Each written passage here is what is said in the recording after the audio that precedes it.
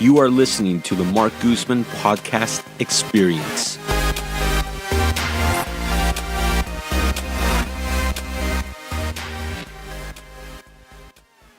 Okay, now we're going to move on to our property analysis. So, Brian, what are we analyzing today? Well, we got another 4-unit building again in the city of Richmond. Again, we're looking at different properties that are within striking reach of most people as their initial investment. And so this particular fourplex, I actually have a little bit of history. I sold it literally like I think 15 or 18 years ago, and it's passed through my hands as a listing agent twice, and it's back on the market. Now, isn't that a bit odd? This is going to be a little bit off topic, but when you've been in the business so long that you see properties come up that you sold before, does that still feel a little weird to you? In fact, I've been in it so long that oddity feeling has gone away. You know, it's just like, oh, I've seen this again, you know. And so at this time, I remember when this 4-unit building was like $195,000, and then I sold it for like $275,000 and then resold it for $350,000. Now it's come back on the market. It's a 4-unit building. It's a 60-year-old building in the city of Richmond, built in 1959. And it's comprised of 4 units that are all 2-bedroom, 1 bath. So this is a really good configuration. The interesting about this particular property, it's like what we've been saying all along, is that it's a very good time to buy now. The cap rates are beginning to inch back up, and they're doing this as a result of dropping their price, especially in places like Richmond where you have rent control, and so the value of the property can be restricted because of the income that it generates. So, you know, it's very interesting too, because right now, like literally right now, we're going through a very odd time with rental properties, and we're having to do price reductions across the board. They're minimal price reductions, but $50 to $100 is it's a good time for tenants to get back into the rental market. No, totally. In fact, I mean, I recall a time when a lot of these 2-bedroom, 1-bath units were asking $575 to $625, and I remember when they had gone up to $850. And then when the market really began to run rampant between 2000 and 2004, that same $850 to $900 2-bedroom, 1-bath jumped all the way to $1,200, $1,250. And then during the recessionary period, it dropped to about $1,100. And then you've seen it run up again. In fact, you'll see that in some of the prices that are reflected in this particular 4-unit building. The rents are $1,800, $1,212, $1,212, and $1,155. So it's currently got a gross income of roughly $5,379 a month, and that annualizes to about $64,548 a year. The interesting thing too is that this property was pushing the value, asking $830,000, and more recently it's had a price reduction of $90,000 to a new asking price of $740,000. Again, I said earlier that the values of these properties are being restricted by the amount of income they can generate. Because again, you hear me use this term a lot, loss to lease. This property, if it was all fully rented to market, and I'm being conservative about this, and I'm using $1,975 per unit for a 2-bedroom, 1-bath, bringing it up to an income of $7,900 per month, or $94,800 a year from the current $5,379 or $64,000 and some change per year. The value of this property could command at a 6 cap as much as $1,054,000. But because the rents are low, the value gets capped just because the return decreases. So the reason I was focusing on this particular property, other than the fact that I've seen it reduced $90,000, which to me kind of like indicates a possible deal. There's a reason maybe the owner is now beginning to realize that the property isn't going to sell for $830,000, and property has to put off a certain cap rate. So I always like to investigate these types of properties.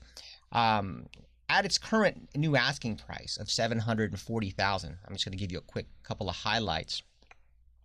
The property is roughly starting at a 4.87 cap. So between you and I, there's still some room on that price.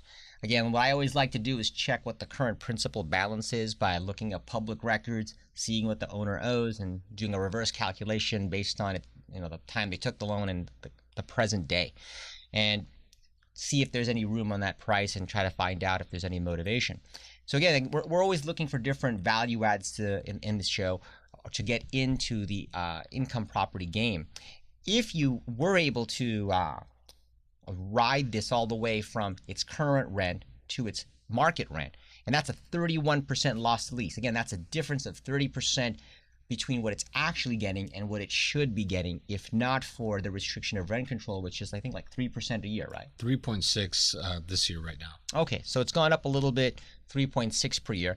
My calculation is just using a 3% increase per year.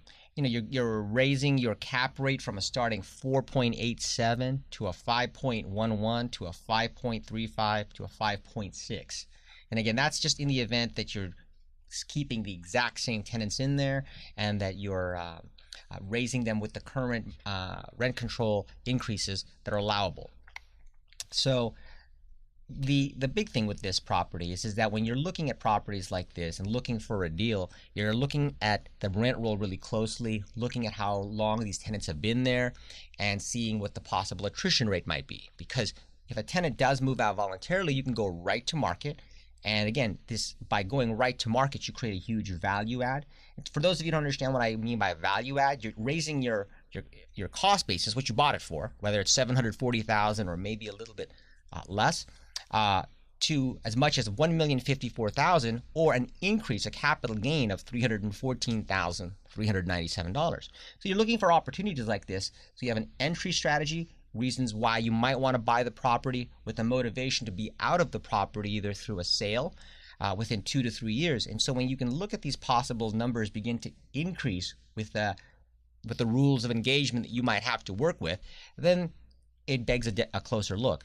So now, I guess going back to why would you buy in a city that has rent control, really if you want to park your money somewhere and you really want to park in real estate, rent control cities might actually be a good option because you park your money, you're going to hold on to the property long term, and you might get lucky with someone voluntarily moving out, at which point your numbers become even better. Correct. And again, I'm just running this evaluation over a 3-year to a possible 5-year period between the time that you buy it and the time that you exit.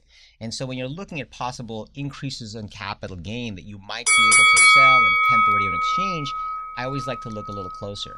So again, this particular property, although it's not some, knock it out of the ballpark property, it's a property that is in an area that has good rent, stable tenants, and there is potential room for growth. It does beg a closer look, and the fact that the owner has reduced the price might indicate that they might be willing to deal a little bit more. And if you're looking at long term, and again, a lot of times when people think of long term, they're thinking of like 10 years or so. Well, long term for me is between 3 to 5, maybe 6 years at the most, as you're beginning to raise the rents, increase your value, or waiting for tenants to move out. For myself, I like to give my tenants an incentive to move out by helping them buy a home, for example. Nowadays, if you're buying a house, you can get into a property with as little as 3.5% down. And in many cases with loans like FHA, you can gift them the down payment or a large portion thereof. And so this coincides with a little known thing about Richmond where you can buy out your tenants and you can give them a better incentive by potentially putting them into a single family home.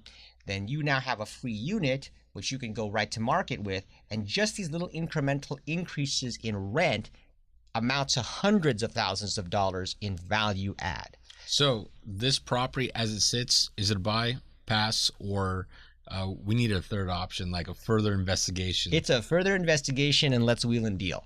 So Perfect. And these are those opportunities where, you call the listing agent up, find out what's going on, potentially send in an offer. And again, all of this type of negotiating coincides with the direction that the market's going, where it's a great time to buy because properties tend to sit a little bit longer. You get to wheel and deal, and then if you're a savvy investor, these dividends will pay off when the market begins to inevitably go back up.